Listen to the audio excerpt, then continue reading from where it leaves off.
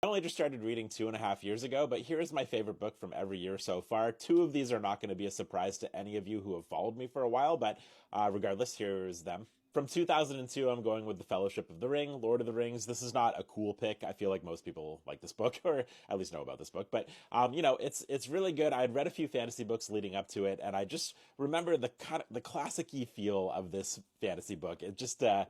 It's like I'm not telling tales outside of school here. It's good.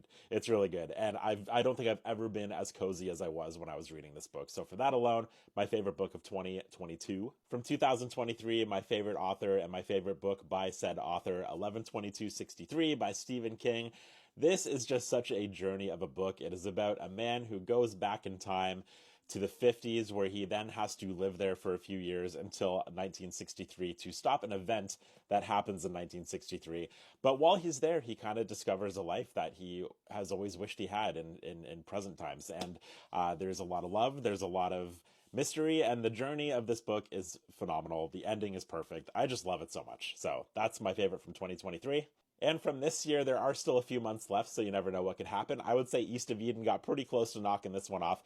But as for now, this is still my favorite book ever, and of 2024, by John Williams. The title's up there. The only reason I don't say the title is because I feel like it hurts the reach or whatever.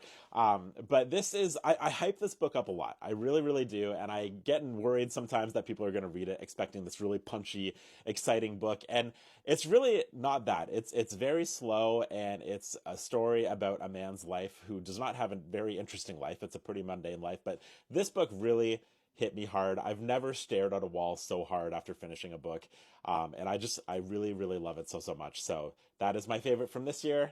Um,